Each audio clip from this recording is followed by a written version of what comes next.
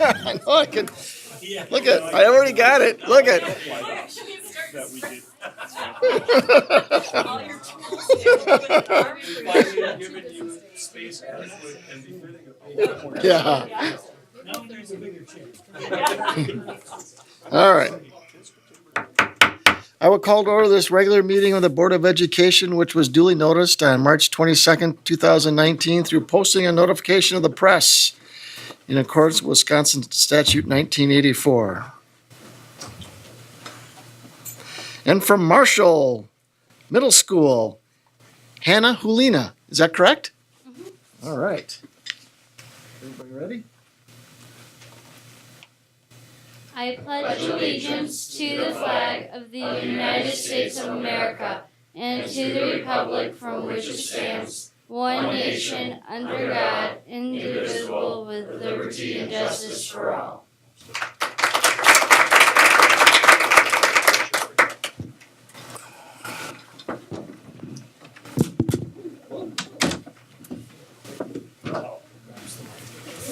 Yeah. You sure didn't say that. First time. Say the pledge of allegiance. Thanks, Hannah. Editorial comment. And Hannah's mom. A motion to adopt March 26th Board of Education agenda. So moved. Second. All those in favor, say aye. Aye. That passes 7-0. Commissioner Myers and Huth are absent tonight. Safety message. Just to echo the email that went out to the district today about just slowing down for student safety and being more cautious. I live next to one of our schools, and I can tell you that I know we're all in a hurry, but in 10 minutes it's done. So we all just need to take a deep breath, and we're gonna get through it, get to where we need to be. If we're a little bit late, it's gonna be better that than one of our students or staff hurt or your own vehicle damage. So just slow down. We're gonna get there. Thank you. Thanks, Michelle. Citizen comments. Anybody wish to address the board? You still have time? Nobody? Okay. Student presenters from Tagos. Mackenzie Terwillinger. Terwillinger. So straighten you out, Kevin.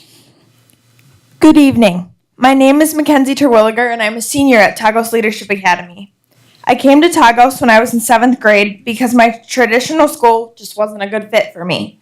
I love Tagos because I value the ability to be creative in my project work. I like that I'm able to work at my own pace on topics I'm interested in. I like that it is a small school where I can easily make friends and get the help from teachers that I need. As I get closer toward graduation, I feel like I'm more prepared to handle college because Tagos has helped prepare me for my future. Last semester, I was able to take 2 courses at BTC, so I know what to expect from college-level coursework.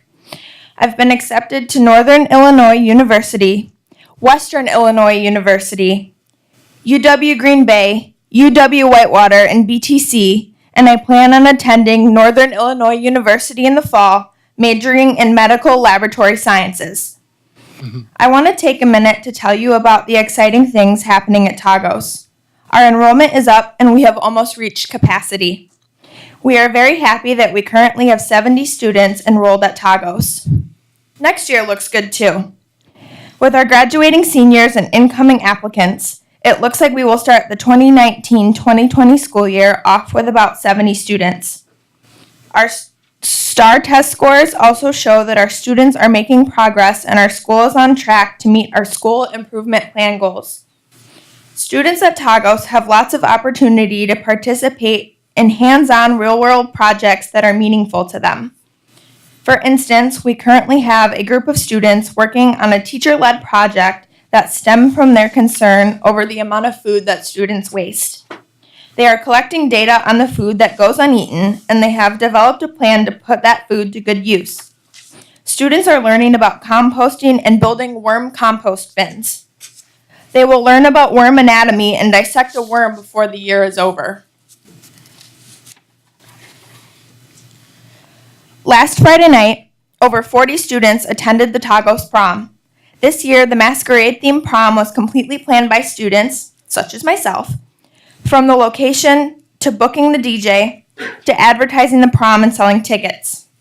We have a very small budget, so we make all of our own decorations after school and during lunch.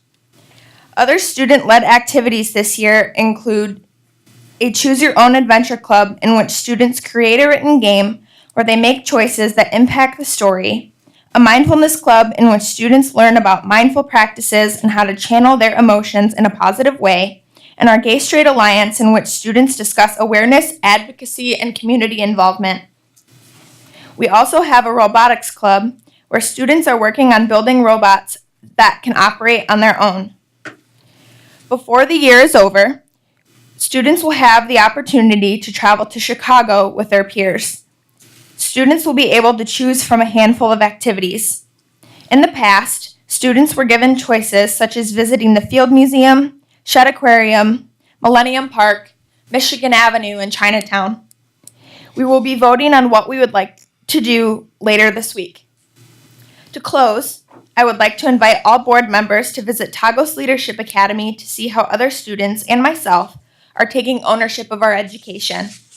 We have a family luncheon on May 1st from 11:30 to 1 that you are welcome to attend. Thank you for giving me time to speak to you tonight about my school.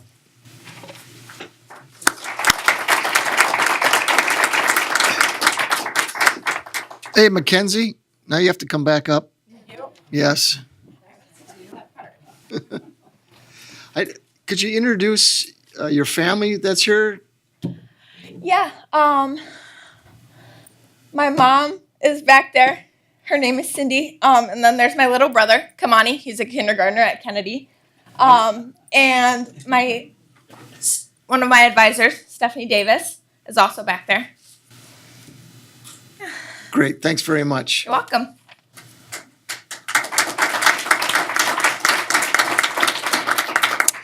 Next, from Rock University High School, Nicholas Jacobus.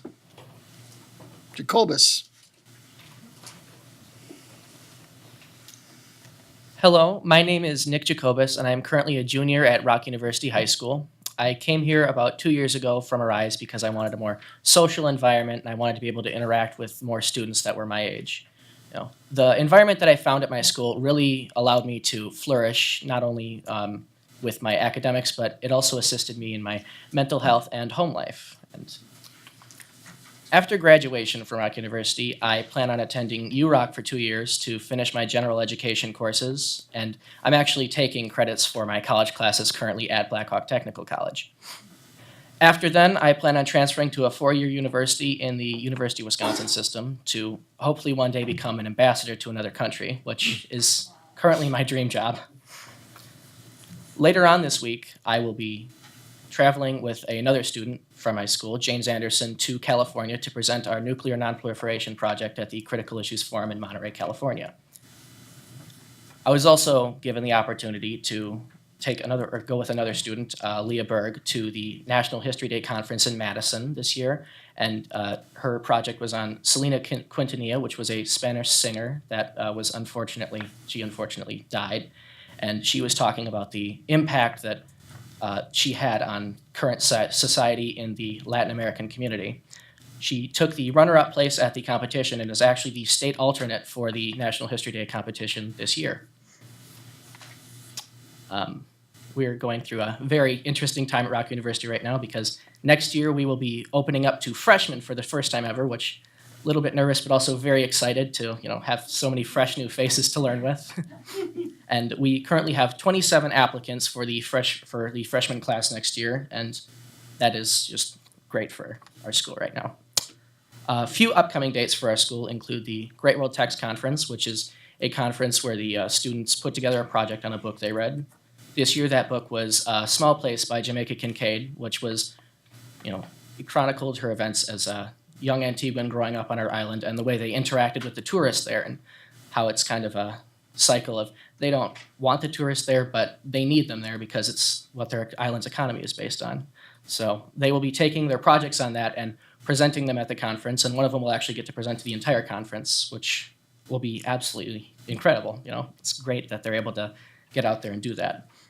Another upcoming event is the Healthcare Day at BTC, which will be happening on April 9th, the Health Fair, which will be happening on April 10th, and the Career Fair at Franklin Middle School, which will be happening on April 11th. So, really busy week for us.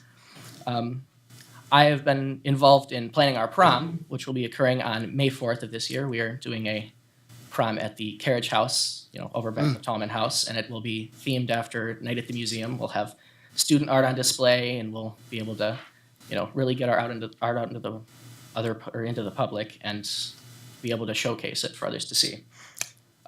Graduation is currently set for June 8th, and thank you for your time and thank you for your support. Nice job, Nicholas. Who's here to support you tonight? Our wonderful Dean of Students, Ms. Kerr, our wonderful principal, Dr. Ansud, and our wonderful public speaking teacher, Dr. Peterson. Wonderful. Thanks, everybody. Thanks very much. Thank you. Good luck.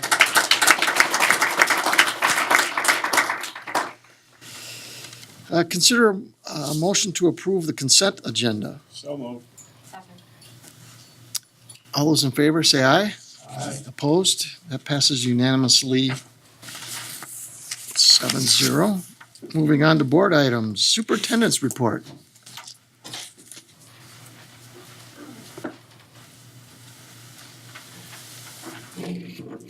So first of all, before I jump into my superintendent's report, I have to say that it's pretty exciting when I hear a student talking about the school improvement plan. And I say that in all seriousness because when our kids know what it is that we're trying to accomplish, then we'll have gone a long way towards accomplishing what it is we're trying to get done. And so I was really pleased to hear Mackenzie's comments just a few minutes ago and to make that reference. Having said that, it's my pleasure to invite Joe Cruiser and Kevin Fanning to come on up to the podium and join me, please.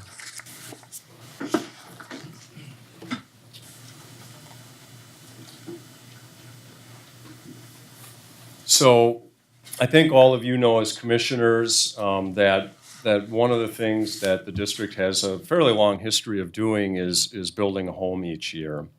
And,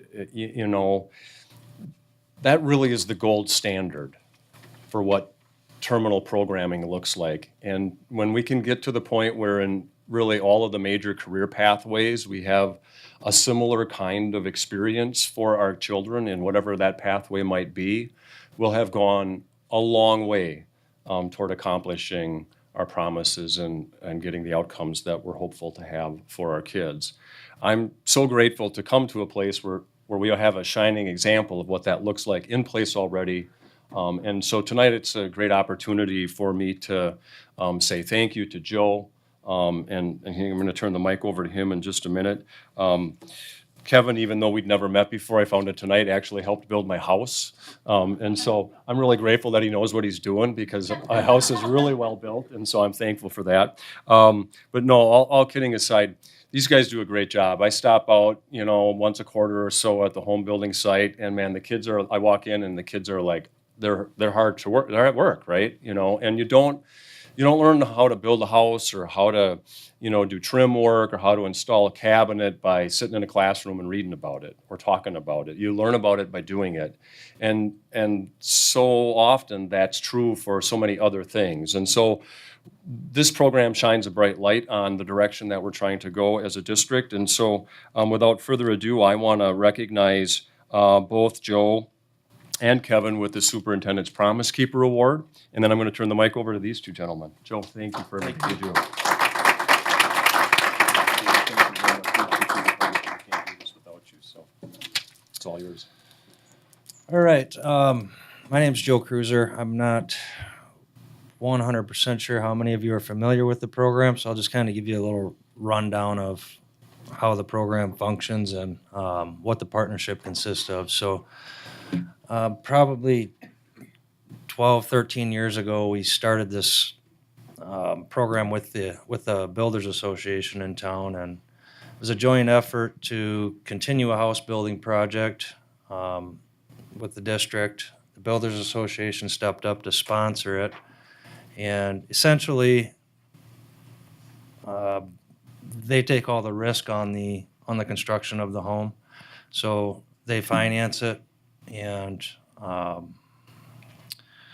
carry the loan on the build, line up all the contractors, buy all the materials, etc.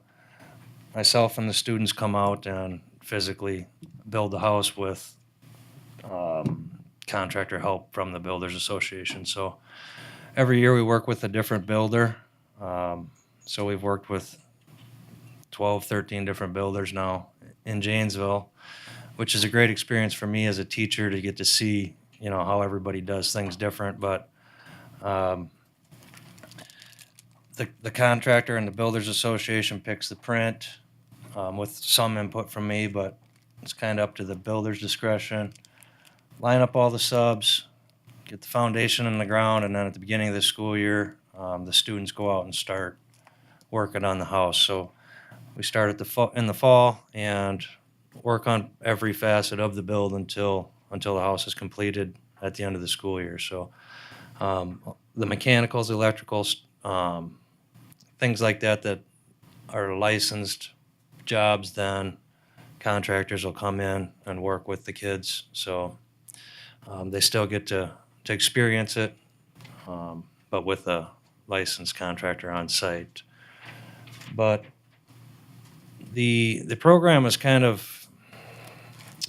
it's a really, really good deal for the students, obviously. It's a good deal for the Builders Association. We're hopefully pumping some kids to stay locally and provide them with good paying jobs and careers locally, and we're providing the local builders with a workforce of some sort. So this time of year, I get numerous calls from contractors looking for, students to take on.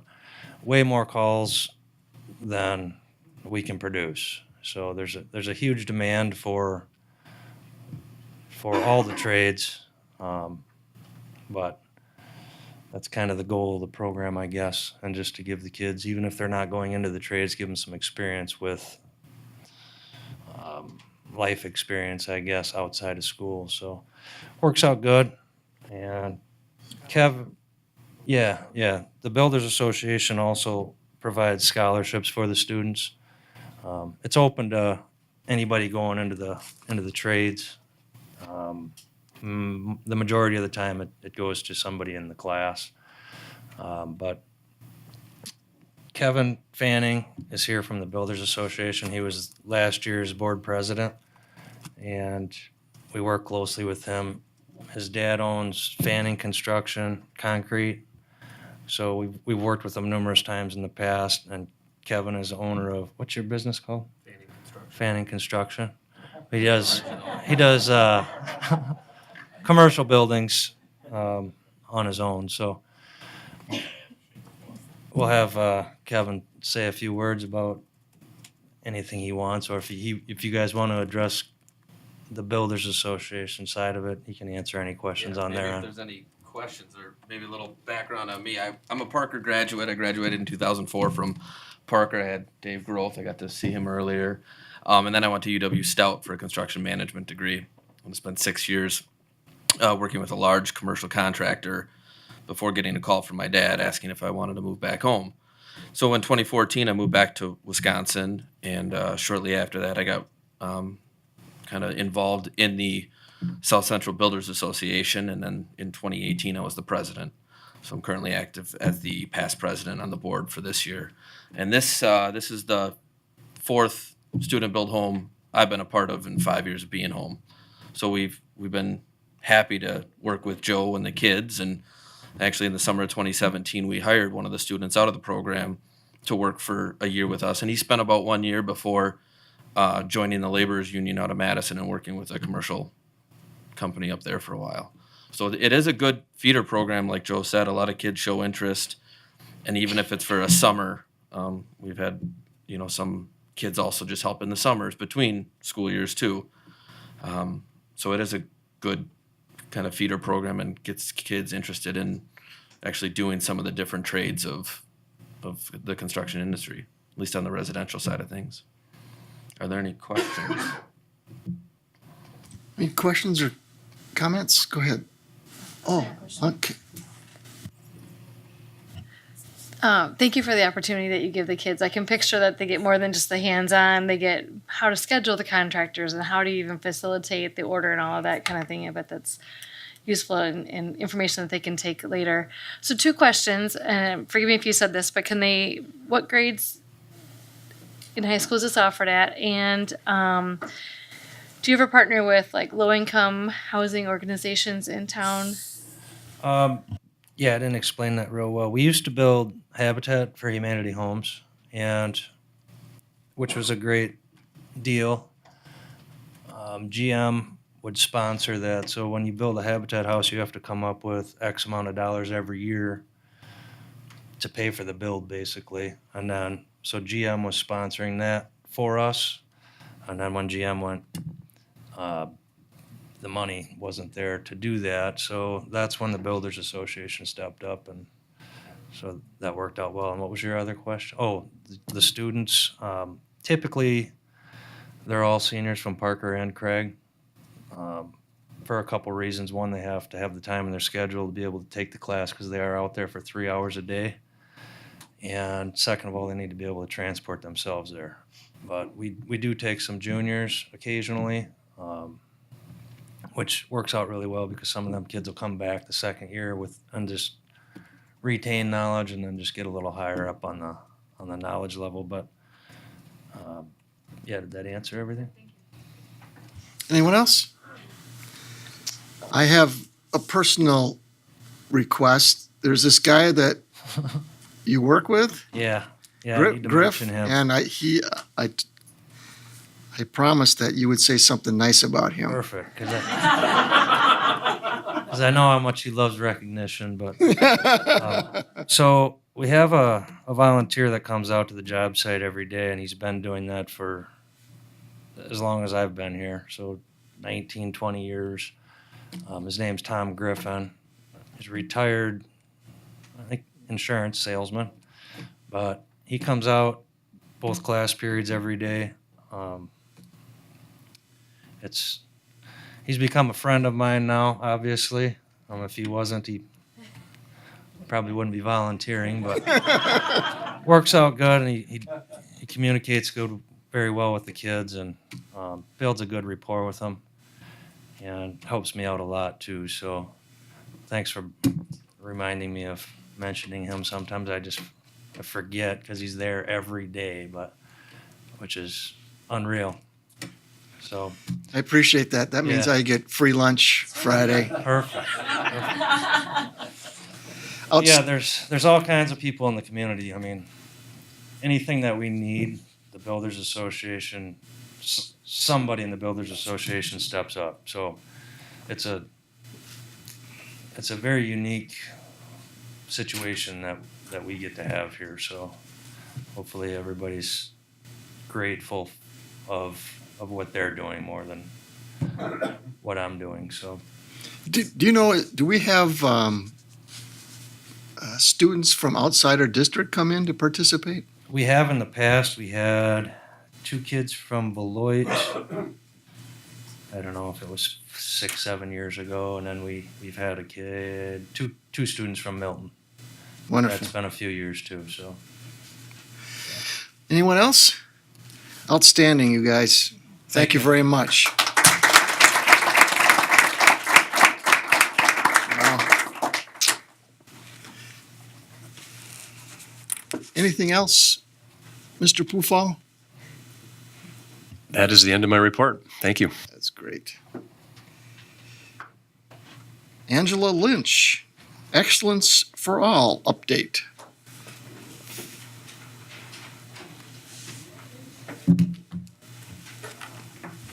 Good evening, Hi, Angela. Board Commissioners and Superintendent Pupil. I am here to speak with you about our Excellence for All program that we have in our district. So most of you know me as the P4J coordinator, but I also coordinate culturally responsive practices for our entire district. And so that's what I'm going to be talking about tonight. So that's called Excellence for All in our district, and I will tell you a little more detail in a minute, but it's basically related to closing opportunity and achievement gaps for especially students of color. We also talk about other groups that are needing some support as well. So when talking about Excellence for All, we're talking about equity and kind of a passion area of mine. So this slide just shows you the difference between equality, equity, and justice. Equality meaning that we have an assumption that everyone's going to benefit from the same support, and that would be considered equal treatment. Equity is when everyone gets the support they need. It's also sometimes called affirmative action, and that produces equity. If you look at the third picture on the right related to justice, it's talking about how if we remove the systemic barriers, then we create accommodations because the cause of the inequity was addressed. So that's the difference, and we're going to talk a lot about equity tonight. So the graphic you have in front of you, I put it as a handout on your counter there, is our graphic that was actually created by Julie DeCook, helped create this, and we tried to mirror the state promoting excellence for all. So we called ours Excellence for All, Closing the Achievement Gap, and the 4 areas that are around the blue circle in the middle are the 4 focus areas that the state has identified as being the most important for our students of color. Staff-student relationships and effective instruction. Our school create teams are working on those issues. Our steering committee is our school instructional leadership portion, and our stakeholder committee is for stakeholder engagement. So we'll talk more about each of those things as we go along. So are you able to click on it? Okay. So promoting excellence for all is at the state level was created by Tony Evers when he was the state superintendent. And Allison DeGraff, our director of learning and innovation, at the time when she was a principal at Kennedy Elementary School, was asked to be part of that committee. And so she helped with the work of this. And I just want to show you the DPI website so you can see how we're linked with what they're doing at the state level. So if you scroll down a little bit farther till there's 4 boxes, those 4 boxes are the same 4 areas that we had around that blue circle. And so we're using those same areas because we understand the research that was done to figure those out, and that's what we want to use to make sure that we are covering all of the areas that are important in this work. So one of the most important things and the most exciting thing for me is working with our stakeholder committee. And so listed on this is just people who are involved in that committee. That's why there's a long list. So the most important people are the students from Craig and Parker High Schools that attend. They are very actively involved, and I will show you several pictures of how they've been involved in the most recent months and year. And Stephanie Gates, who's a youth advocate, and Carrie Wyatt, a Spanish teacher at Craig, are both very instrumental in building relationships with those students and inviting them to our meetings, and actually sometimes helping them get to our meetings, which are during the day at our Educational Services Center. So all the other people listed there, the other thing that's really been very impressive to the students is that Chris Lau, the principal at Parker, and Dr. Bian, the principal at Craig, both attend those meetings, as does Dr. Quiana Polk, the Parker assistant principal. So it's very nice to have their support, and the students feel heard. And then we also have diversity action team members from the community, and the president of the Rock County NAACP, Dorothy Harrell, is a member of our committee. There are learning and innovation coordinators that attend, Sandra Robinson, our student services coordinator, and then I also obviously attend those meetings. So one of the activities that the stakeholder committee has done is Unity Through Diversity. This has been done multiple times. This picture is from last May when Craig and Parker students they facilitated this Unity Through Diversity retreat. It's a day-long retreat with other students from Craig and Parker. And it's a great opportunity for the students to get to know each other and to kind of break down some barriers. Also, last August, the students were brave enough to provide this for our staff members. And so we had a professional development opportunity where staff members were able to sign up for a 6-hour training, and the students facilitated that. So it was the same kind of training that the students go through, and that was a really great opportunity for them. Also, our Stakeholder Committee members have attended the YWCA Racial Justice Conference, which is held in November. For the past 3 years, we've had students attend, and some of those students are middle school students and some are high school students. Last month, in February, the City Council asked our stakeholder students to attend their meeting to be the recipients of the Black History Month resolution. So these are the students accepting that resolution and their picture at the City Council meeting. So that was really exciting for them. The next one is our soul food luncheon. Well, the Blackhawk Tech soul food luncheon that some members of the board I know attended. And that was held at Blackhawk Tech. As you can see, there was some entertainment, and the students thought it would be really cool to have their picture taken with the entertainment. So that's why we are standing with the entertainment. And then there's a Stand Against Racism that the YWCA does every year in April. It is coming up on April 25th at noon at the courthouse. And the students are holding signs that say Stand Against Racism that the YWCA is going to use in their promotional materials for that event to try to get people to attend. And we're hoping some of our students will be able to attend as well. So as you look at that graphic, we also have a steering committee that oversees all of this work. Allison DeGraff obviously is involved in that.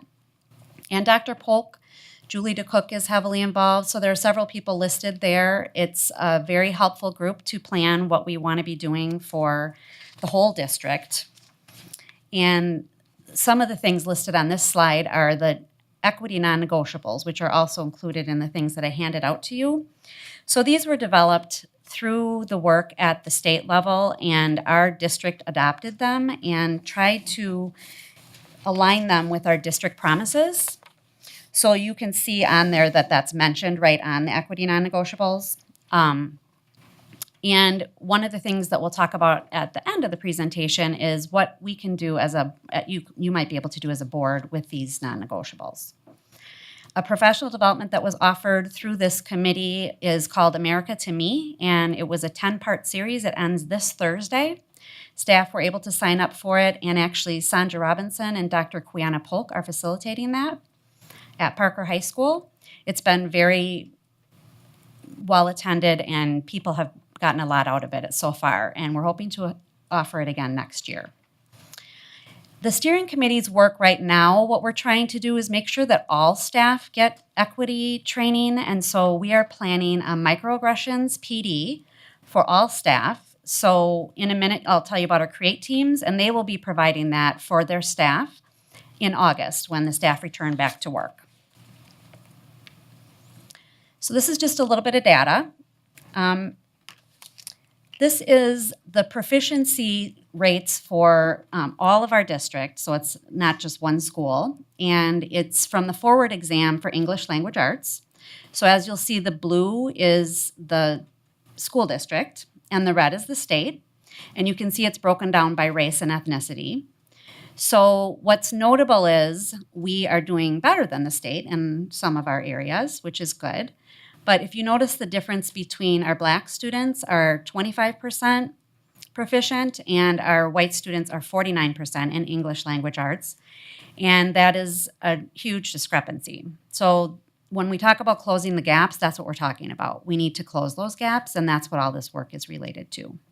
And then if we go to math, similarly, we're doing a little bit better than the state with our Black students and our Hispanic students. However, the gap is even wider with 19% for Black students and 46% for our white students. So this is the work that needs to be done, and we are focusing on the data, but also on relationships to keep that moving forward. So I mentioned our CREATE teams, and each school has a team that's called CREATE, and that stands for Culturally Responsive Education for All, Training and Enhancement. And each principal, along with their school team, comes up with a plan that aligns with their school improvement plan. So The microaggressions professional development I talked about, the team at the steering committee level is planning that, but these CREATE teams will be the ones presenting it to their staff because our steering committee can't go around to every school. So in April, we will be presenting it, going through it with people from every CREATE team, and then they will be presenting it to their staff in August. So every staff member, certified staff member, will get that professional development. So these are some activities that are being done by some of the CREATE teams in the schools, and one is the 3rd annual MLK assemblies at Parker and Craig, Dia de los Muertos at Jackson, a staff and student surveys at Edison, a culture fair at Jefferson, microaggressions PD at Harrison. There are lots of book discussions going on at many of our schools related to equity, and relationship mapping activity at Franklin. So those are just a few of the things. Every school has a plan, and they all have things on their plans. Those are just some examples of what they're doing. On March 14th, we had the pleasure of having Mark Perry come to our district to speak about recruitment and retention of staff of color. And he is the Planning and Development Director at Community Action. It was very well received by our administrative team, and we will be having him back for extra time because we all enjoyed it so much and we have much more to learn. So the next part, I'm going to ask Allison if she will come up and help with this part. We wanted to talk about, as a school board, how can you be involved? And so one of the things that was shown before is the equity non-negotiables. And so one of the things that could be done is adopting those. And so we would want to talk about how you could go about doing that so that we are all from the top down talking about equity and what we need to be doing related to our promises. And then Allison's going to tell you about something else related to that. Yes, so as Angela mentioned, I've had an opportunity to be a part of the state task force on promoting excellence for all for the last several years. And so on Friday, Angela attended with me. We went to a meeting at the University of Wisconsin in Madison to meet with DPI and our CISA directors to look at providing a equity training for school board members across the state. And so we spent the day looking at a possible training for school board members and how we would create this training. So we know that we have larger districts of over 10,000 and we have smaller rural districts. And so how can we really train and inform school boards on this equity work with the different types of districts that we have. And so we really focused on whether you're a large district or a small district, we all have achievement gaps or opportunity gaps, whether that might be socioeconomic, it might be gender related, or black-white achievement gaps. So we really focused on how we can share that process with all school board members. And the recommendation is, and that we hope our school board as well could attend the trainings, and they recommend that you attend with district level leadership as well. And so part of the reason behind that is what can school boards do to commit to this equity work. And so what we have in front of you too is some of the things that you can continue to do to support this equity work in our district. And one of those again is helping adopt those equity non-negotiables. Really, Angela shared a little bit, but really getting into knowing what are our district demographics, what is our, to be data informed about our district and where are our actual achievement gaps and what is the work that we're doing that Angela was able to share to help close that achievement gap. So those are just a couple of things that would be a way that our school boards could continue to support this work that we're doing in our district. And we really appreciate the work that Angela has been doing as part of the Culturally Responsive Practices Coordinator in our district. So thank you. Thank you. Okay, so we're hoping that some of you will be interested in attending that training, and we'll get that information to you as soon as we have that about the school board and superintendent and district leadership training. So do you have any questions?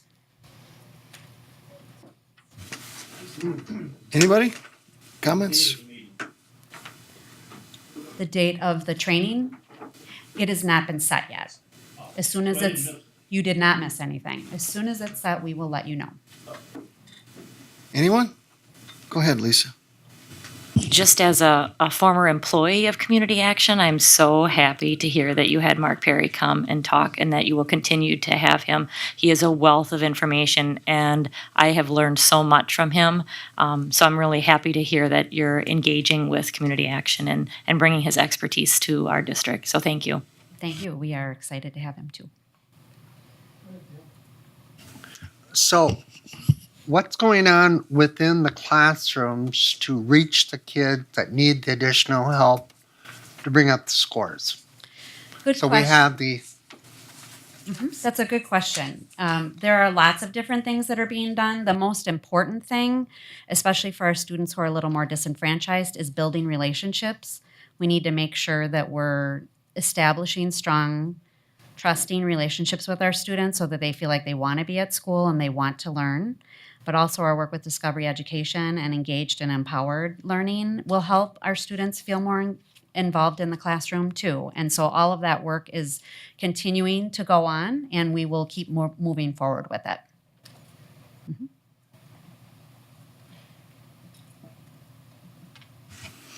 Thank you.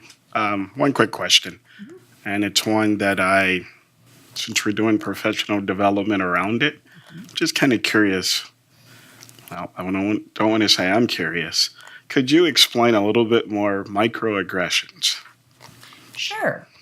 Microaggressions are little things that are said that can be offensive to someone else, and you might not realize that you're being offensive nor intending to be offensive, but you say something that over time, if that keeps being said to a specific person over and over again, can be really insulting and very upsetting. And so what happens sometimes is people who are not having that happen to them as often don't realize how much it's happening to some other people who are different from them.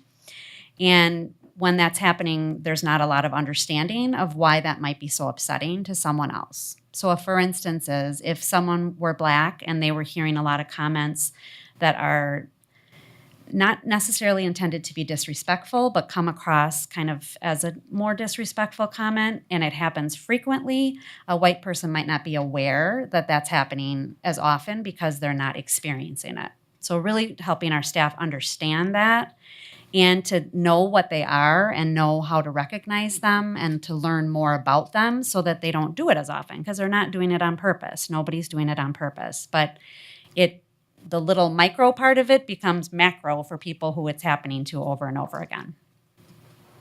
Thank you. Thank you. Thanks very much. Authorization to send preliminary notice of non-renewal not related to performance reasons. How about a motion to approve? So moved. There's a motion and a second. All those in favor? Aye. Opposed? That passes unanimously 7-0. Item 3.4, authorization to send final notice of non-renewal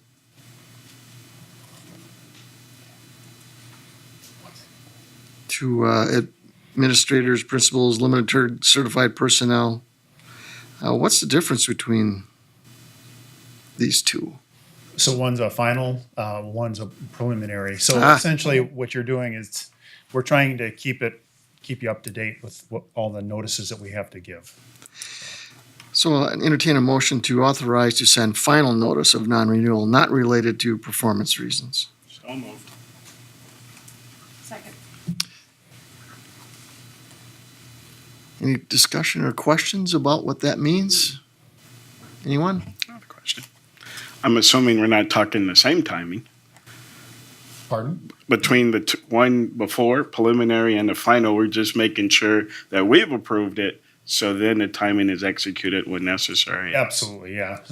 So instead of giving you a long list at the last possible date, we're giving you these as they go. Thank you. Anyone else? All those in favor, say aye.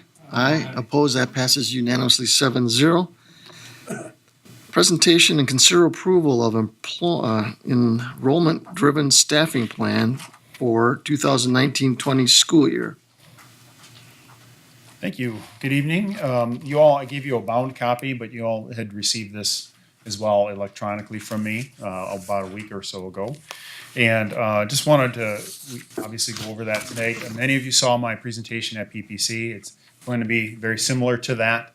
For those of you who missed it, you missed out on a big presentation, but you get to see it tonight. So essentially our staffing plan is really as Joe and Kevin were talking about, and Kevin, by the way, former Franklin alum and former student of mine. I'm just going to say that. What they talked about were building houses, and this really is the framework for part of the house that we build as a district towards our promises. I know we said that before, but essentially this really does tell a story. There's a lot of numbers, but it tells a good story about the work we're doing in Janesville. And so if you remember in November, I brought to you the board policy on teacher-pupil ratio. So what I do is I bring to you in November the assumptions, and that's saying, all right, board, these are the assumptions we're making based on the current board policy. If we have your approval, essentially, this is what we're doing. Tell us now if you want us to change that. We didn't hear that in November, so we moved forward with our staffing plan. And it's based on the following TPRs. TPR 1 to 25 K3, 1 to 30 for 4-8, and then 1 to 32 for grades 9 through 12. We do have a minimum number of kids that we try to staff as well at the high school. It's about 20 kids to run a class because we have so many different course offerings. We do have to have a bottom line on that, with some exceptions, and we'll talk about that. One of the questions that I was asked at PPC was, what is our overall elementary TPR? Because I know there are times, if you look at our composites and if you look at this, there are hot spots. And what those hot spots mean is that we're 1, 2, 3, 4 students away from possibly having to add staff to that particular classroom. This year we have probably 15 hot spots. We actually have 3 really hot spots, meaning that we're probably 2 kids away.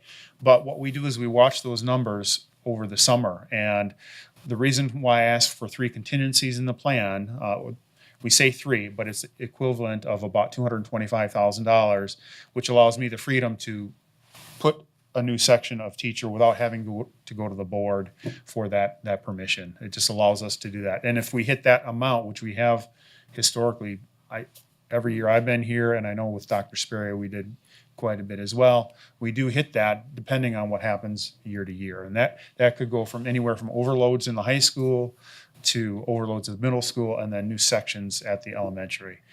We do try to add those sections and change those things prior to the year starting.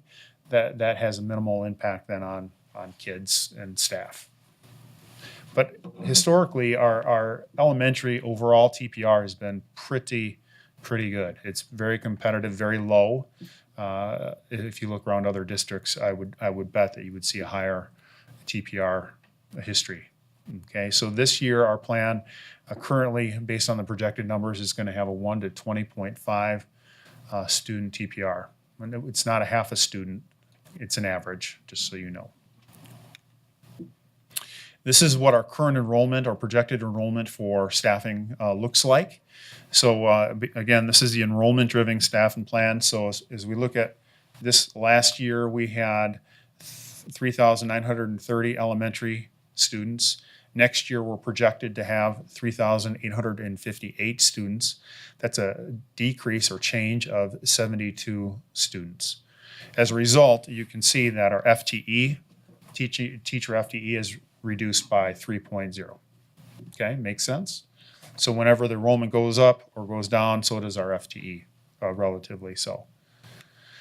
At the middle school, we currently are projected in 1920 for next year to have 2,204 students. This current year, we have 2,171 students.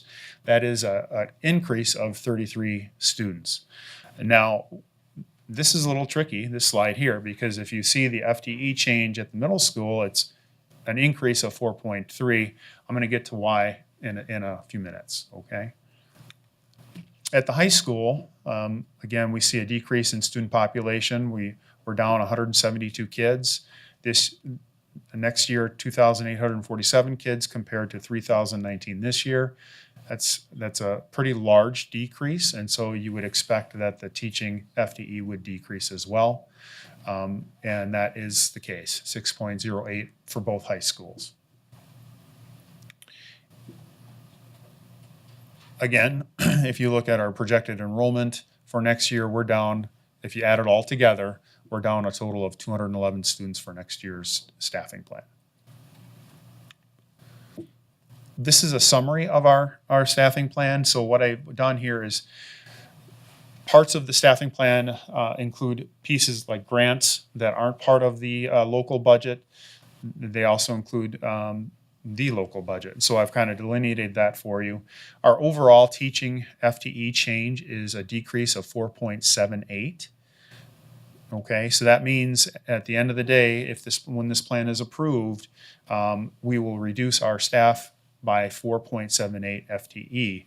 The idea is through attrition and other means, resignations, some retirements, things change. And I have a meeting scheduled with principals tomorrow to address this. We look to shift people into those open spots so that while we reduce 4.78 FTE, we don't actually have to say to a person, you're non-renewed. We try to prevent that as much as possible, and we'll do so again this year. This breaks it out by different categories: the EL teacher staff change, the P4J staff change, the Title I staff change, special education paraprofessional staffing. It's just outlined. I don't have to read that for you, but I just did, and so there you go. All right, so this is the middle school issue. Some of the things that influence the staffing plan and how we staff are because of the programming that we want to provide our kids and part of the promises. And so one of the things that we discussed and Ms. Johnson brought to you a while back was a music proposal. And so that music proposal caused us to shift our band and orchestra, our instrumental teachers up to the middle school, thus allowing some more support in the beginning band areas in the middle school, but also creating new opportunities for our music teachers at the elementary. So that influences our staffing. Our middle school course options, one of the things that you as a board approved a while back was to offer more courses to our middle school kids, more opportunities, and we tied them to the pathways. And so in offering those courses, that does increase our staff ever so slightly. And so that's why you see the increase of 33 kids and 4.3 FTE. Well, part of that is classroom instruction, but part of that also is related to the increase in course options that we're providing kids. That's a good thing. We want our kids to have those opportunities and go to those pathways early if we can. You may not remember, but a while back you also approved that we would include high school health. We would put it back in the high schools to the much happiness of the high school staff. We know that middle school health changes. Our bodies change obviously in the middle school, but health and decisions all change when we get to the high school. So again, that's another opportunity for us to impact our kids in a positive way and help them make positive decisions. And then the Exploring World Language programming, which was early in the year when we looked at that. So those are all programmatic influences that would be included in the staffing plan. Sometimes we say, okay, let's get down to the brass tacks. Well, what's this plan going to cost us? If we take a look at what it cost us this year compared to what it will cost us next year, our estimated savings is going to be $76,252 less next year in cost. So we're actually not spending more money. We're actually saving $76,252. That is including the contingency monies that we've put in place. So that includes the 3 contingencies as well.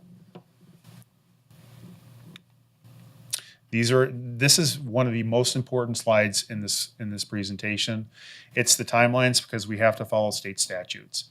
And I just need to give Mandy Harper, can you stand up for a second, please? This lady right here has stepped up in an enormous way to transition positions in the midst of staffing, and to try to understand this it's a big task, but Mandy's really done a great job with that, so thank you very much. Yeah. She's really picked up on it a great deal, and part of that whole idea is it did take us a little longer this year. So normally we would have presented at the beginning of March, but we just weren't quite ready to do that. And so March 26th is tonight, and that's why we're presenting it for the first time. And then April 9th, we only have one meeting in April. And state statute requires us to provide a preliminary non-renewal notice to those staff members who possibly are getting non-renewed. So we don't know if that will happen, but we definitely have to have our staffing plan passed by April 9th. My hope is that it is approved tonight. And that way we can meet tomorrow and we'll have those lists, all those things ready for you on April 9th. We then on May 14th have to give our final notice of non-renewal by state statute, which means we have to deliver those letters right away on May 15th. That makes sense. So those are some important timelines. It's kind of a crunch for us because we only have the one meeting in April, but we can make that no problem. I already thanked Mandy, but again, thank you so much. I know, she's away from home here tonight to help support and answer possible questions that there may be, and I just appreciate all that commitment. There's a lot of work that goes involved, that's very involved with the principals and assistant principals to look at how the staffing is, to do the course enrollments, to look how we can shift staff and move staff into ways that can be creative so that they can teach things that they're interested in, especially with the course options that we offer. All the directors, specifically, I know we've got Julie DeCook who works with Title I, Angela Lynch with P4J, we've got Kim Perenboom who works with special education. Have I missed any? It's just a collective effort, as you can see by the slides. So I just want to say thank you to them, and I'd be remiss if I did not. And so that is the staffing plan. That is what is in this book. If you have questions, I'm open for questions. Go ahead.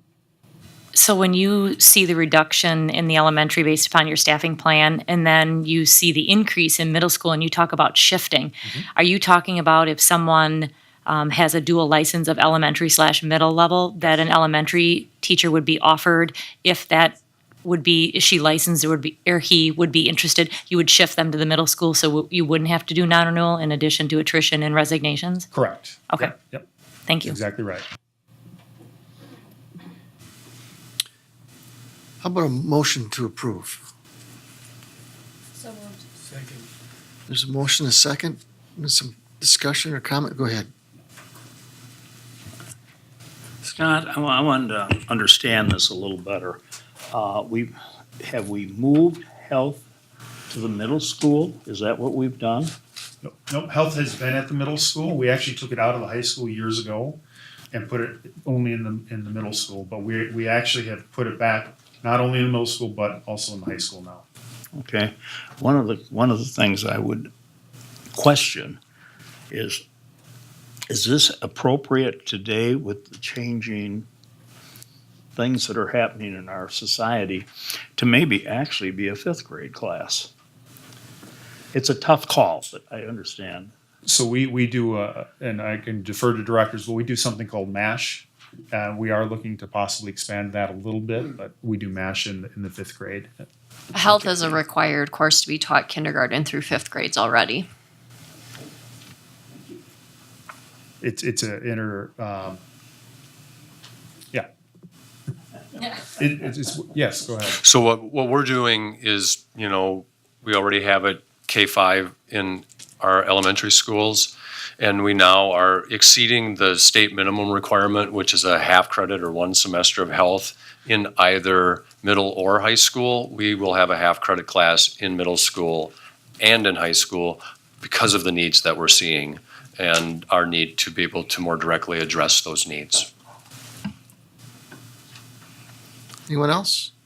I just have a question about the calculated savings. Mm-hmm. Now, when we do this staffing plan for 1920, are we estimating using $1920. And let me put it this way. So I know we have the teacher wage plan, or I don't know, compensation plan. Mhm. Is that taken in consideration, that movement? When does that happen, that movement? So the staffing plan is based on a compensation average, a salary average, which includes salary plus benefits. So we use that number to create the calculation for our staffing plan. So it could be higher or lower. What you're talking about, though, I'll let Mr. Pennington. Well, for this, as Scott said, for this calculation, we just use an average. You'll be given our estimated increases when we prepare that for the budget purposes, and that'll come later on. But for this, as Scott said, we have an average. Some will be higher, some will be lower. It's just the best guess we can use right now. Thank you. Anyone else? Go ahead. Just a couple of questions. The recognizing the enrollment, and I'll say I apologize. Being a boundary line guy and looking at enrollment, that's where this is coming from. So as we talk decreasing the number of students, are we talking staffing plan of last year that we approved to staffing plan that's presented this year? So I'm just making sure that we're... If I understand you correct, yes. We took our snapshot of kids last year for projections for this year's staffing plan for this current year, and we did the same thing this year for next year's staffing plan, 1920. Okay. No, I didn't understand it. Okay, so for 19, back in probably December-ish, we took a snapshot of what our projections for enrollment would be this current year. Okay? We did that in 2017. Yep. Okay? This year we did the same thing, but we did this in December of 2018 to project what 1920 would look like. Okay. So if I looked at last year's staffing plan, I would see a projected enrollment of 9120 for students. You would see 9120, correct. Okay. All right. I just want to make sure that we're talking staffing plan. Yes. The staffing plan, because of course the enrollment changes. It So does. when are we We have taking to a take a snapshot? snapshot. Yeah. And it's right around December that we do that. So have we looked to see how accurate our snapshots are, particularly when we look at the amount of, I'd say, FTE money that we have there for students coming in? So although I know we've hit the number, we haven't always hit it. So I was just curious, how close are we? Yep. So that's a great question. We've been fairly accurate over the years. Last year we were off by about 25 kids, and that's more in kindergarten because some of that's the unknown.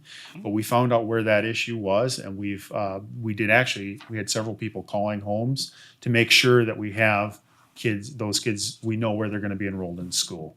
So that helps us give a more accurate picture of what our numbers look like.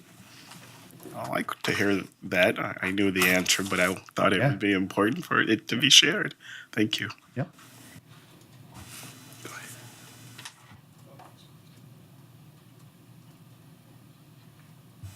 There we go. Scott, I know I was at the PPC, but I think for some people, what does FTE mean? It's basically a full-time person. is what we Okay. call it. And on your hotspot, you said for kindergarten to third grade, you hope to have 1 to 25. So if you have, how many more students would you need to have to make that a hotspot, and then make it a hotspot enough that you would have to? Sure. I actually, this last summer, we had to look at that. I look at 5-year trends of where that enrollment goes. So I actually, we're currently looking at that already for this coming year. Mm-hmm. But we look at the 5-year trends at the schools with the really hot spots. And I'm talking like the classrooms that have 2 or 3 kids smaller than what would require another section. So we take a look at that, and if historically we see an increase in enrollment in that particular grade, then I'm going to watch that a lot closer than I am where we see it, perhaps we're 3 away now, and then historically in that particular grade level at that school, it's gone down. I don't worry about that as much. But your question to say, when do we actually add a staff member? It really depends on the needs of the kids. If we're over, for example, we could be over by 2, but the needs of the teachers are good, and we don't necessarily need to add staff. Maybe we add a little bit more paraprofessional time. We don't need to add a section. Usually when it gets to 4 over, I'm really looking at adding another section, typically. Thank you. Go ahead, Carl. One last question. It kind of hit me. Some of our schools that were heavy enrollments 20 and 40 years ago have just reversed. What schools are involved with Title I? All but Harrison. Yeah, Harrison, Van Buren, Monroe, Kennedy, and Monroe. Kennedy. Okay. Are the figures here for FTEs including those Title I instructors, which of course we're not responsible for? They're paid for by the federal government. Yeah, so the Title I staffing is represented in there, but if you look at the classroom sections, that does not include the title teachers, if that am I making sense? I'll sort it out. But you gave me the answer I was looking for. Thank you, everyone.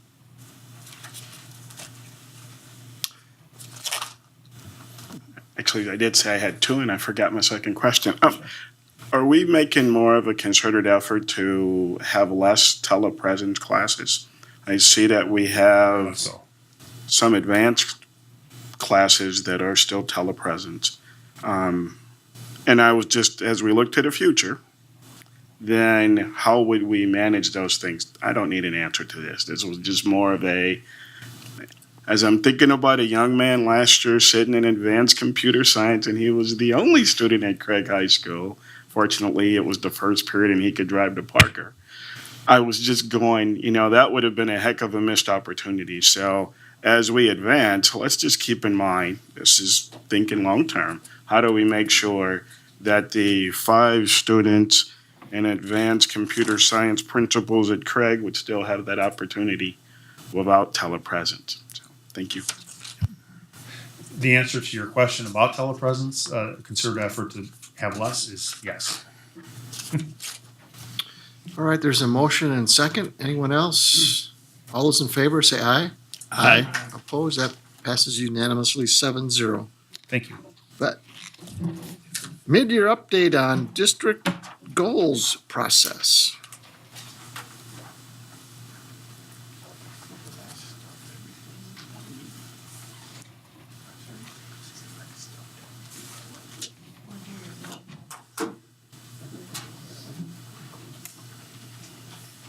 So, good evening.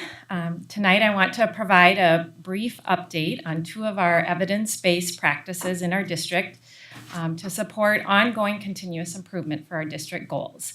So in October, I had the chance to talk with you about the mid-year benchmark setting process that we used and our change in process that we use for our school improvement plans. And so just to connect you back to October, when we made that connection to the West Coast trip, where we traveled 2,500 miles in 6 days with 5 key landmarks to get to our destination, that really our promises benchmark setting is really similar to that, where we have really clear targets along the way to get to that benchmark at the end and achieve those results.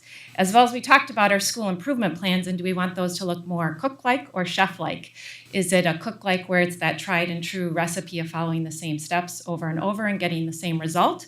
Or is it about really looking at something new and innovative and interesting that really gets us a new and unique plan that's going to move us forward in our growth for students? And so as we think about both of these evidence-based practices, they are both aligned with our school and student success promises.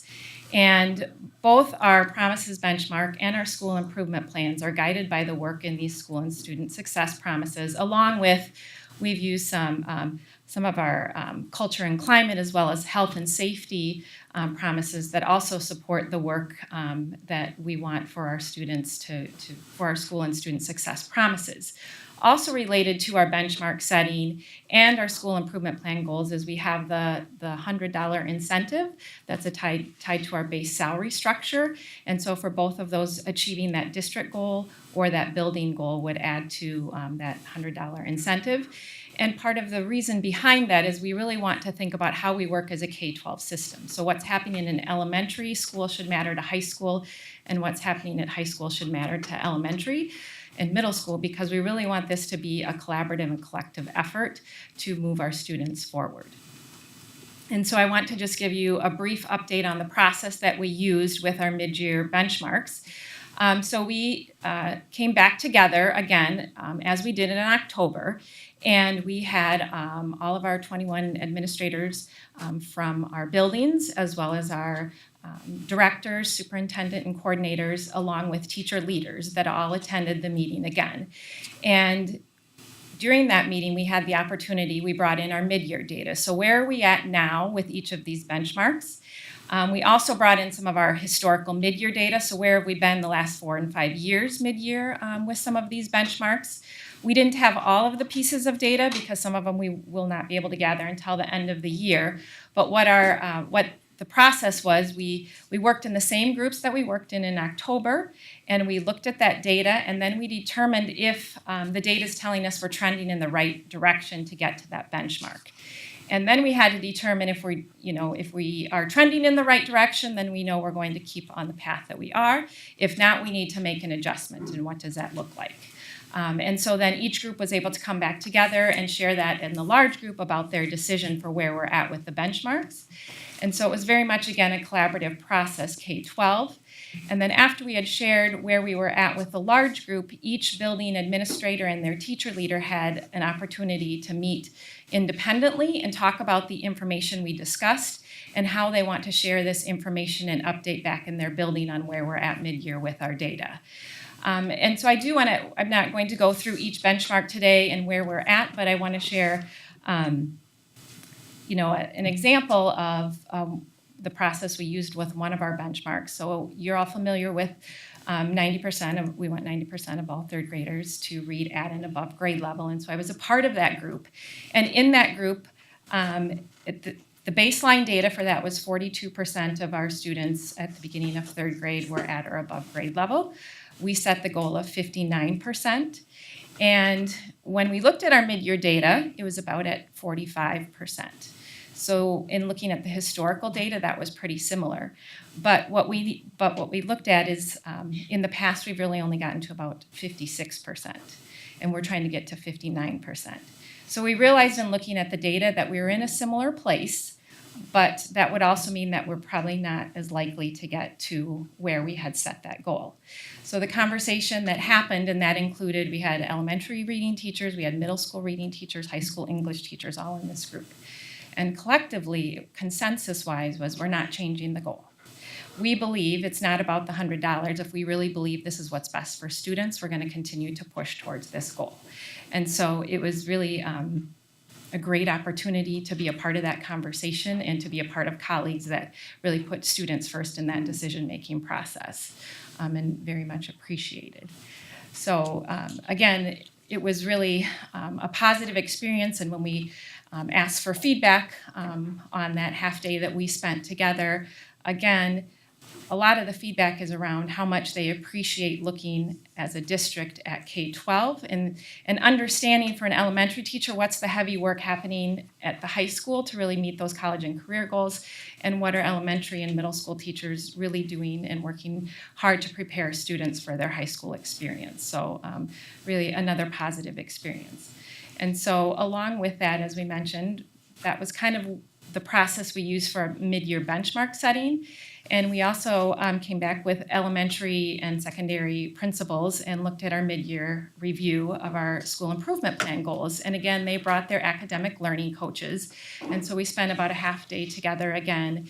And part of the process, is that the principals and the academic learning coaches really have an opportunity to take some concentrated time to really look at their data. And they do that back in their buildings as well, but you also know there's lots of interruptions during the day. So this really provides that opportunity.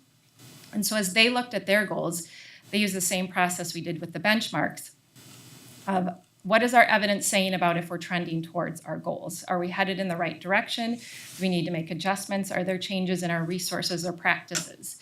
And then the other part of that process was we asked each building to say, what are the challenges you're finding in your school improvement plan, or what is an area you want feedback on in your school improvement plan?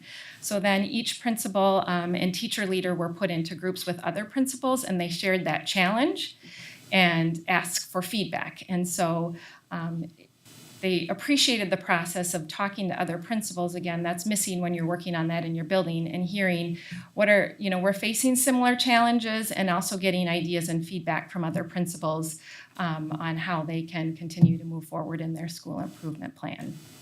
And then the last part of the process on that day is we wanted to really look at how we can, as we talked about with our process with informing school board members, how are we data informed? And how do we really look at what our achievement gaps are? And so we modeled that with some district data as well. And we looked at a process that really looked at, once we know what our data says, what are some of those root causes and why are they root causes, and really focusing on what we can change as a school and not what impacts us outside the school. And so once we determined what those root causes were, we started to develop an action plan as buildings, and some of the steps we can take to continue to support student achievement. And so again, it was a really collaborative, hands-on process. And so when we talk about the district promise of moving from direct to engaged and empowered in the classroom, we need to be modeling that as leaders when we provide professional development. And so we shouldn't be sitting for 2 and 3 hours doing this, but it was really about a hands-on process, moving, collaborative conversation and reflection that really helped us think about the school improvement plan process. And so really, for our promises and our benchmarks that we've set and our school improvement plans, what does that mean for that success? And so the next steps that need to happen, the group that met for the benchmark mid-year process as well need to come back together at the end of the year and say, where did we actually end up with these benchmarks?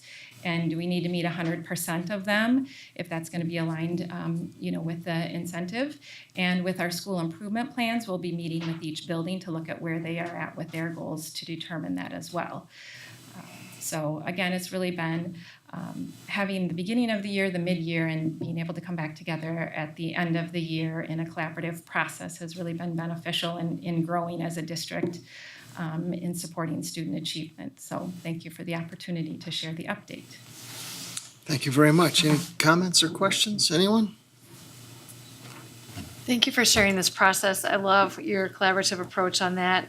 And I also recognize the sacrifice potential in being willing to say, we're not going to move our numbers and our targets just because we're not hitting it. That's what we set out to do and we want to do it. So I know that could be a personal sacrifice potentially. Thank you for doing what's best for the kids first. I think I heard you say that then the administrators took it back to their schools to communicate kind of the update on where we were at. How did any of those conversations go? I'm just curious. So does everyone's kind of buying in at the school? It was all positive, it was good. I'm guessing that this wasn't the approach previous years. So I'm assuming that they're feeling more engaged and owning and helping to drive the promises. Yeah. I don't know if any.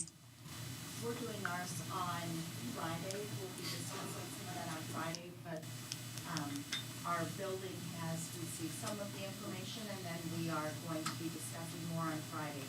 But when we presented in the fall, right after we had met initially, everyone was very excited by the collaborative K-12 piece, which is really nice to see.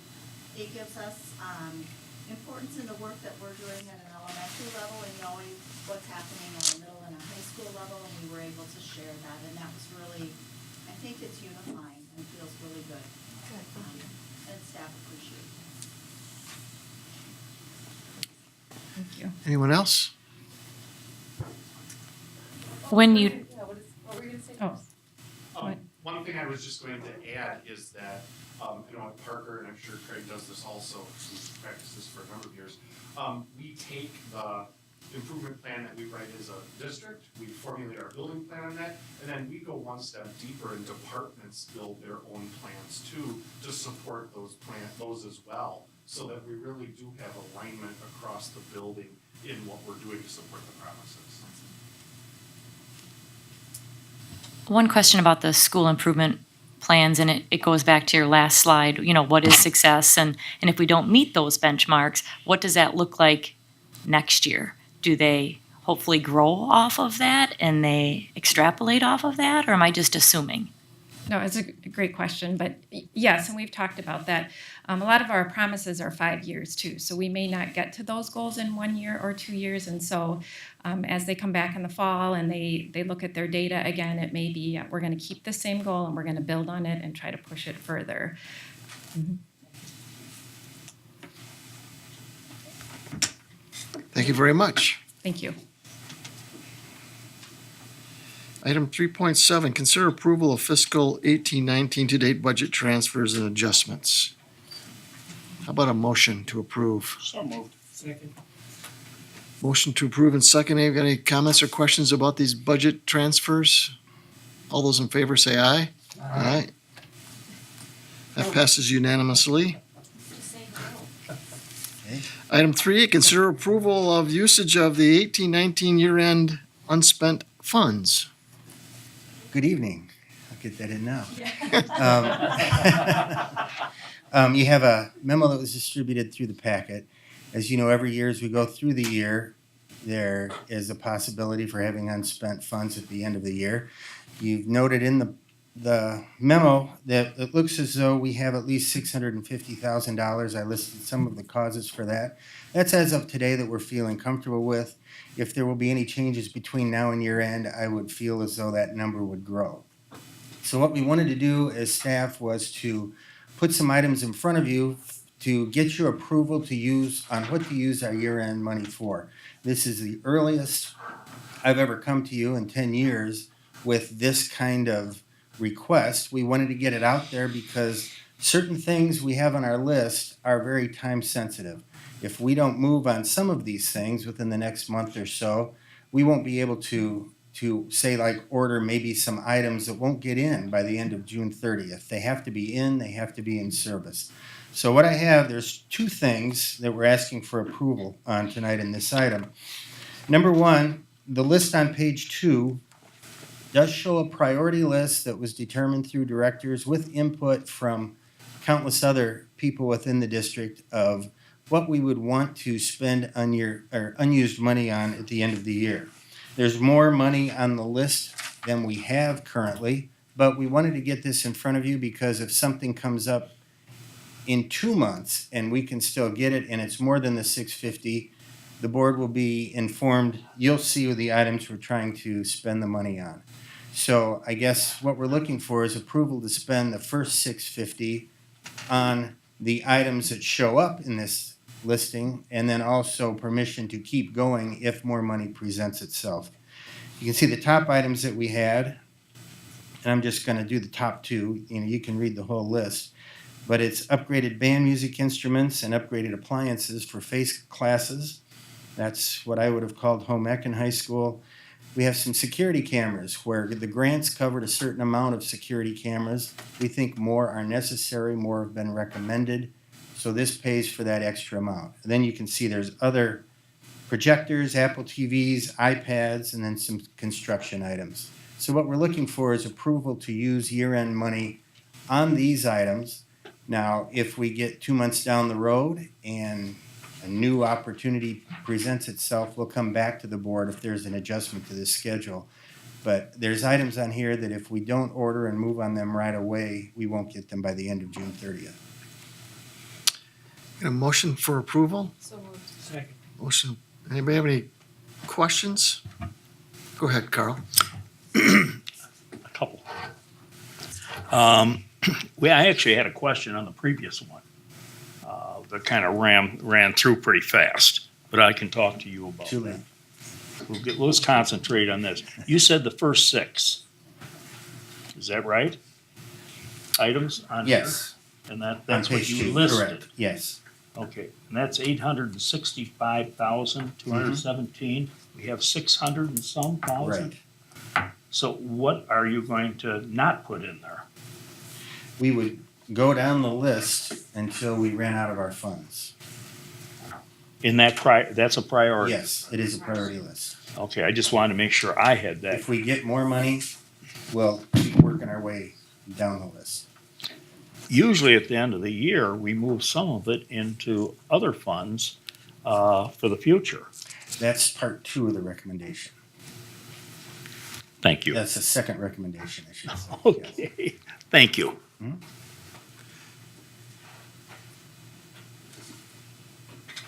Anyone else? So did you talk about the second recommendation? No, I didn't know if you wanted to improve them one at a time. It seems like we're doing them, We can do them together if you'd like me to talk about those. isn't that what the agenda says? Yes. What was the motion? Okay. Well, So, part B, The motion was to approve, the motion and second was to improve usage of the 18-19 year-end unspent funds. Go ahead and explain the well, part the 2 part then. B, we wanted some guidance because no matter how close we are to using all the money, there's always going to be something that turns up. Usually something doesn't come in on the loading dock in time. There's a delay, there's whatever, and we have money left over that, as Carl noted, we can put either into Fund 73, our OPEB trust, or we can also put it into Fund 46, which is our capital projects fund. What we're looking for from the board is a little guidance for whatever year-end money we have. Would you like it put in the OPEB fund? Would you like it put in Fund 46 or any combination of the two? What's the recommendation? I mean, because we're What are asked, you recommending? I would recommend Fund 46 because it's capital projects and it becomes available to us in 2020. so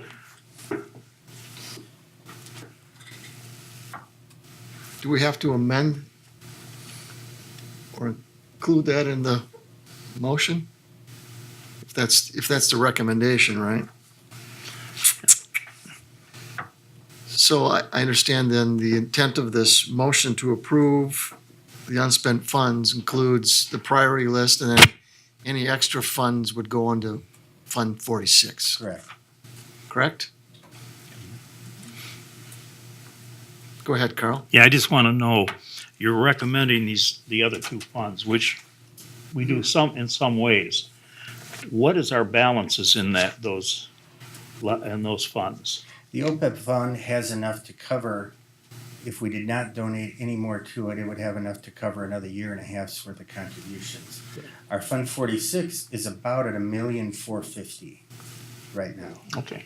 And that becomes available to us in May 2020. May not give us enough time to do something in 2020, or 1920, but on 2021, we would have the opportunity to go and use that wisely. That makes sense. Thank you, Keith.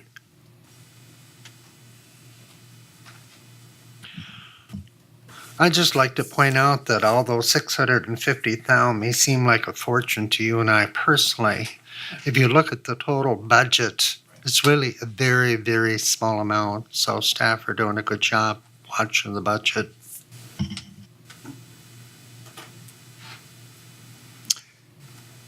So does everybody understand the motion? Okay. All those in favor say aye. Aye. Opposed? That passes unanimously 7-0. Consider approval of the fiscal 1920 capital improvement plan. The capital improvement plan, the 10-year capital improvement plan was distributed to you.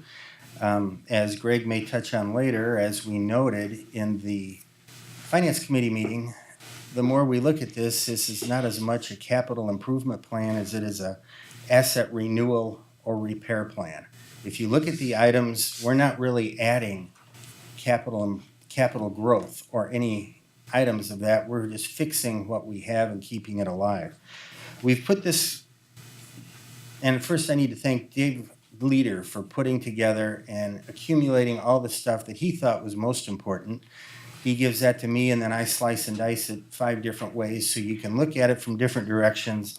You can see we have a 10-year capital plan, a plan which is segregated by priorities, a plan that's divided by capital categories, a plan that is segregated by facilities. So it should answer, the same information should answer many questions that you might have about the capital plan. At the bottom, when he got to the annual amount for year 1920, the amount was $1,347,000, of which 1.197 of that we were coming to at least ask for early approval of that amount. Those are the items that we have to already in April start bidding for the work to make sure we can have somebody come in and do it, because most of these items, Craig partial roof replacements, some of the ADA compliance, the parking lot replacements. We have a very small window to do those because of summer school. So we want to make sure we have the people we need to do it signed up, ready, and at the starting gate when we drop the gate to let them go, because it's very, very time sensitive. We only have X number of days. We've done this in the past. It's been a common practice, I think, every year since I've been here. So I guess what I'm coming to is we're asking for the capital improvement amount of $1.347 million, but if not comfortable in releasing the whole amount tonight, we'd like to ask for at least $1.197 million to begin on our summer projects.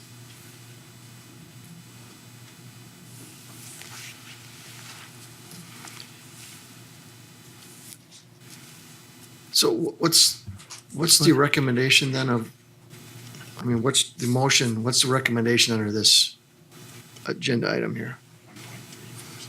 1.347? Yeah. Thank you. That's right.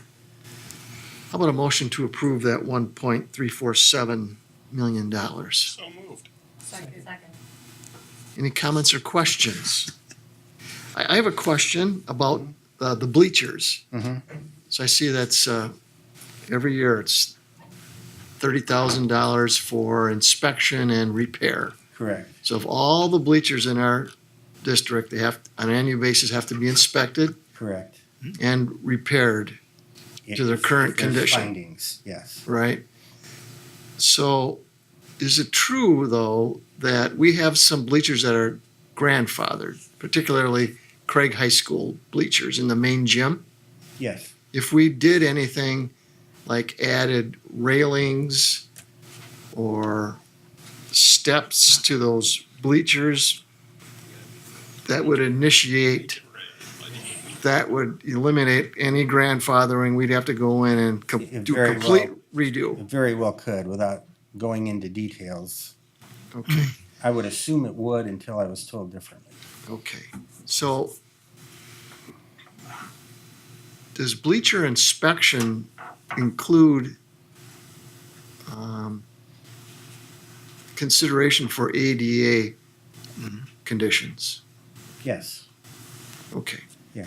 So the bleachers at Craig, even though they're grandfathered, still are approved for ADA access. It's not a part of the inspection. It's not part of the inspection. Yes. Okay. So if the school district wanted to replace those bleachers, that'd be a whole project That's in a different itself. project, yeah. Okay. That would be capital improvement. That would be a capital improvement. Mm-hmm. All right. Any other questions?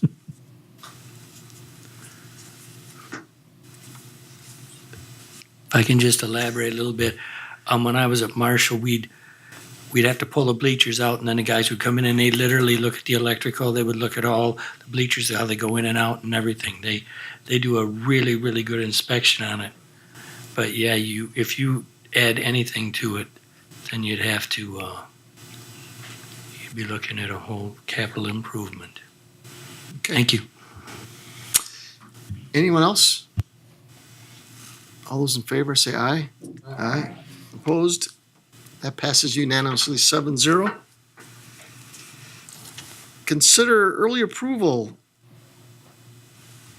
of $830,000 from the 1920 IT capital budget. Mr. Smiley. So we're requesting the board approve funding for those items that we need to start school with. There is currently a global shortage of Intel processor chips, so we need workstations and Chromebooks to start the school year with. We need them to get here as early as we can in July, August. We need them before the kids come back. And the only way we can get that done is by ordering them soon and having a very long delivery timeline. In addition, we're looking for replacement projectors that we need to upgrade the middle school and high schools. I call them dead and dying. They may not be dead yet, but they're dying. Those are the ones that are absolute oldest that need to get put in place before school begins. So we'd like to have all of those items here so that we can get them installed and ready before the kids come back in August. How about a motion to approve? Any comments or discussion? Go ahead. Go ahead, Craig. The 830, and is that the Chromebook cases and workstations, or is it a mixture of all that is listed in the top part of the document? It's a mixture of everything it's a collection. So the first request is to approve what was last year's line item of $830,000, and then the next board action that we're asking you to consider is early approval of a grant that will come from the state, and the combination of those two will cover our needs. Thank you. I should have caught this earlier and emailed you, but can you explain to me, projectors for K-12 is on the unspent funds document, and projectors for 6-12 is on this one. It's really what I'm looking for 612. If that would have been my typo. So should not have been on the unspent funds then? Right, that's like a priority that could come off. I'm sorry, the unspent funds is for Apple TVs, isn't it? There's one for replacement Okay. projectors for K-12 for 97. It's my typo. The unspent funds is what we need in K-5. So those are the projectors that we need to replace in the elementary schools, all 12 elementary schools.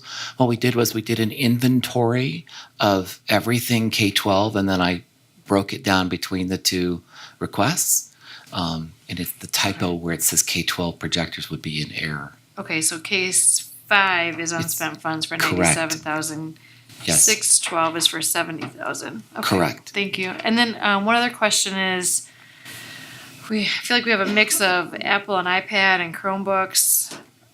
So younger kids are going to be coming up using Apple and iPads, and then we're going to transition them to Chromebooks because it looks like we're buying more Chromebooks, or are we going to figure out a way to standardize on one technology?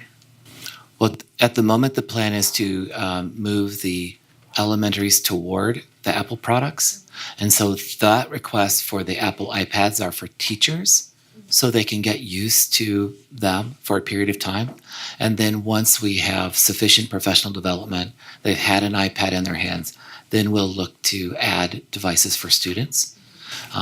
The Chromebooks that we're looking to replace are for the 612, where we already have a 1-to-1 model at Marshall, Edison, Franklin, and then Craig and Parker. And so we need to replace the oldest. They're going to be non-functional when we've kept them as absolute long as we can. Those Chromebooks in those top grades. Okay, so and it doesn't make sense to start moving our district over to Apple iPad and getting rid of Chromebooks because we'll have mixed in 612.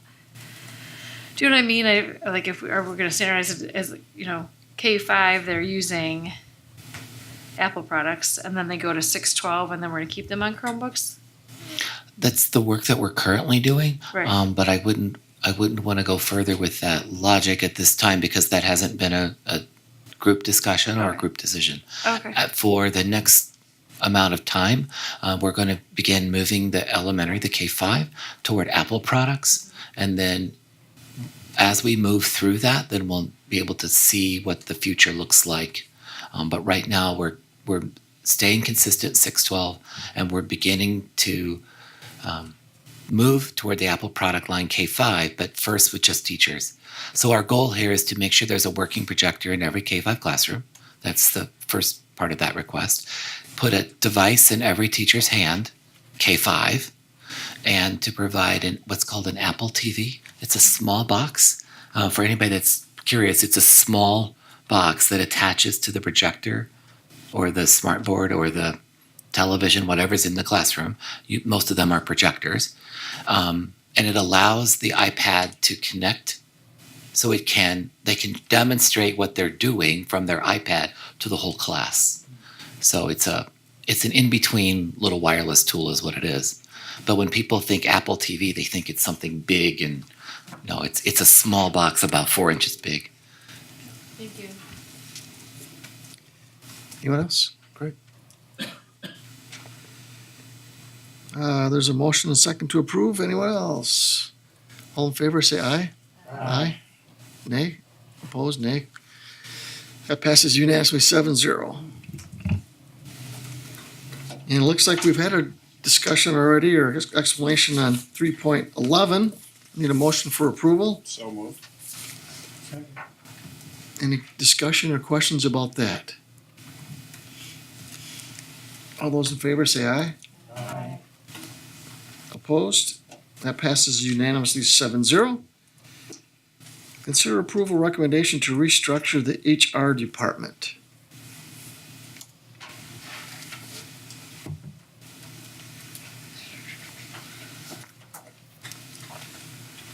As you see in your memo that was provided in the board packet, the recommendation from the administration is to approve the HR restructure, which would result in an annualized projected savings of $55,209.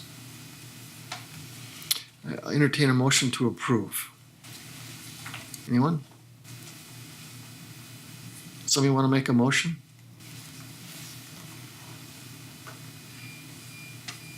I'd like to make a motion to approve the restructure of the HR. How about a second?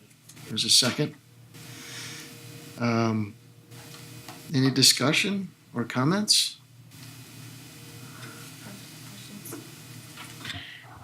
Oh, I feel like we always uncover more of what you guys end up doing, Scott. And so the effort of your whole department and your roles do not go unnoticed or unappreciated. I think of I didn't know the athletic director. All that stuff is under you. Coming out of PPC, that was under you. A couple questions. The job description for the director of benefits is written, and it's different than assistant director of human services and benefits, health benefits. It would be different, correct? So it's not written yet. Well, we have a draft of that put together, but it would include part of the, as I described it in the memo, part of what we would add to that is it would include the benefits and wellness, but then also part of those responsibilities would include things What you have to cover, right? Yeah, things that would fall under my Okay. I position. didn't know how to read the would be, or It's a combination. Okay. Okay. And then who does that report to? That would be Superintendent Pupil. Okay. Thank you. Any other comments or questions? Go ahead, Carl. A little bit. Are we losing people in this move? The net result, or do we have less employees? We do. Okay. Are you, and I am a little bit concerned, are we overloading some of them, just throwing more on them and making it, do we always put it on top until they can't perform properly? So that's a great question. One of the things we considered were the abilities of the staff that we have in our departments. We have Mandy Harper and Jamie Brown. Jamie in particular, her experience with insurance. She has 9 years of experience working solely with insurance, ACA, all of those pieces, and can handle the FMLA, the additional responsibilities, Now, I'm not saying it's going to be easy. It's a big job. Hence, that's why that's the promotion to that position. But we believe, and so does she, that she can handle that workload. We also have Stephanie Wasson, who can pick up more of the clerical pieces of that position, of the department. Mandy Harper has been a district employee for years, has worked in HR next to Michelle Call, the current Nicole Conway position. She's worked that. She has the experience then with the insurance. Both of them have their HR generalist degrees, bachelor degrees for the position, so we think that they're very qualified to cover what's necessary. I don't doubt their ability to cover it, but sometimes the workload gets so heavy. It does. And We would recommend it if we didn't believe we could do it. So would you react quickly to add staff if necessary? Only if there was a need, if we found that there was a need. Yeah, I just don't want to overwork and lose more staff, especially highly qualified. And most of our people in the administrative are highly qualified. Correct. So, thank you. You bet. Anyone else?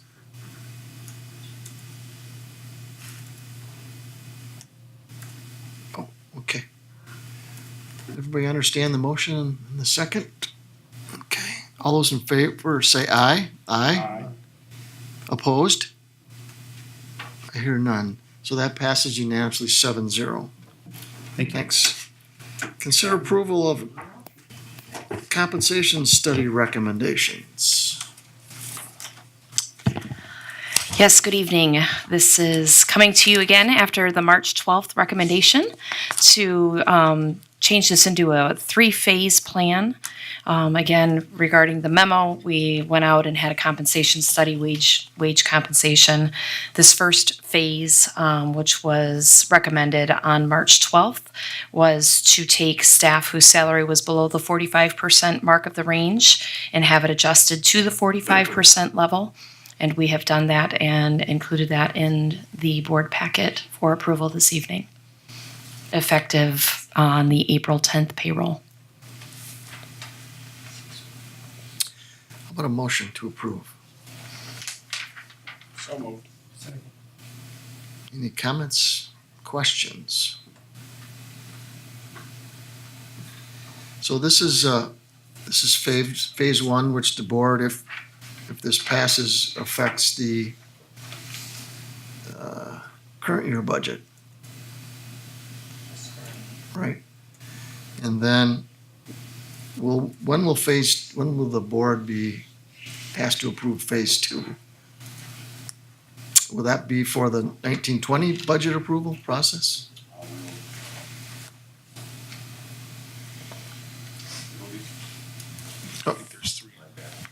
Oh, yeah, you're probably. It definitely is our intent to try to build it into the next budget cycle. Obviously, we don't know what the state budget's going to hold yet, and so I have to say, I have to throw that caveat in there that we have a wait and see on a lot of things in the next budget cycle, and so at the moment we're having to plan kind of based as much on status quo as we possibly can, but we anticipate some increases from the state, and so this will be part of that process.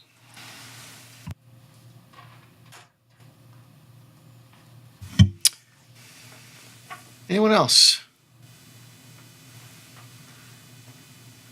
All those in favor say aye. Aye. Opposed? I hear none. That passes unanimously 7-0. How about a benefits committee report? Tina Johnson is going to have Commissioner Booth. Yes, indeed.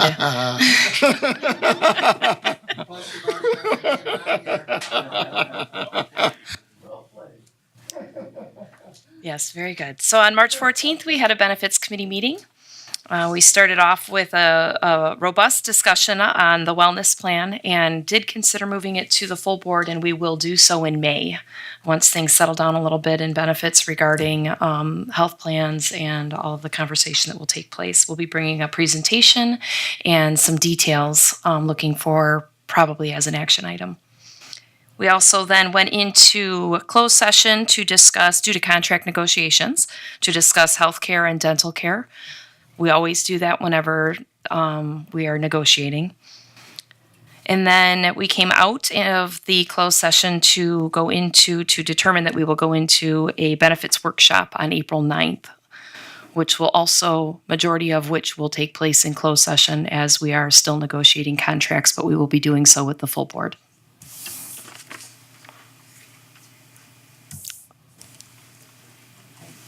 4 p.m., that is correct. Anybody else have any questions or comments about that committee work? All right. How about Policy Personnel Curriculum Committee report? Commissioner Myers wrote me up a report. I don't think she trusted what I'd say. Anyway, there are 4 people on the committee, which met a week ago Monday, and we were blessed with 3 additional board members, which was very nice. We discussed 3 things. The first topic was board compensation. After lengthy discussion, the committee voted on a 3-to-1 vote to recommend some compensation for the board, and that Kathy and Commissioner Myers and I would draw up a resolution and bring it to a future board meeting for consideration. Second topic we've already approved, which was the staffing plan. The only thing I'll add there is that we did discuss the role that seniority could play in reductions in staff, but that is not the criteria that we use at this time. There are several things that the staff are using. So if the board decides in the future they wanted staff to consider seniority, we would have to put that on the agenda for discussion. The third item was a proposal by the board for a new athletic director position that would be over both Parker and Craig. And it was, after some discussion, recommended that we advance the recommendation to the board for consideration with the entire budget. So that's a position that will be put out there and considered with everything that's in the budget. Are there any questions by the board? Then Commissioner Myers thanks you. Thanks, Dale. All right. How about a Finance Committee report?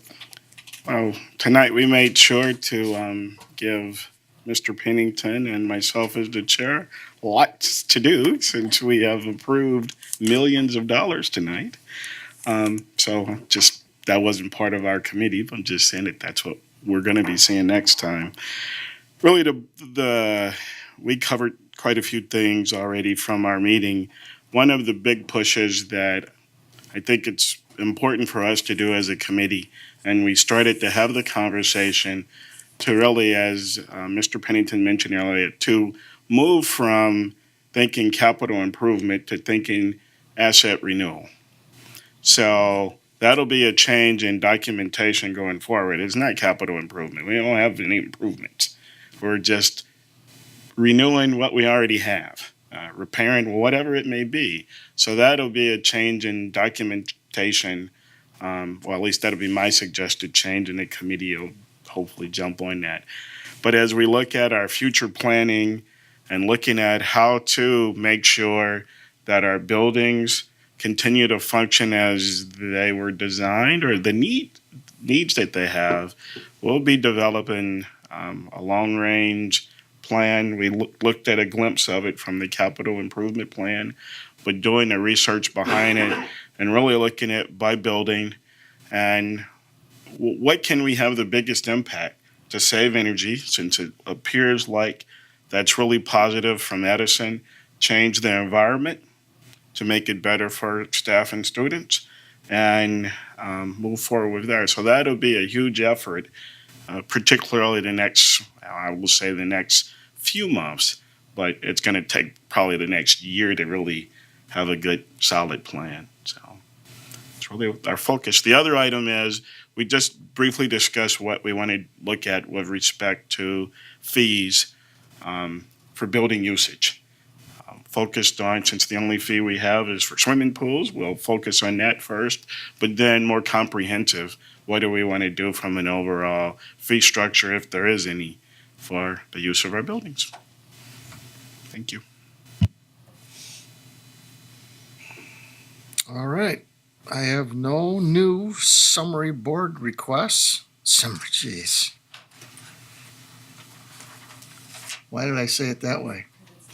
I have no new requests. So we are at the end of our agenda. We are adjourned.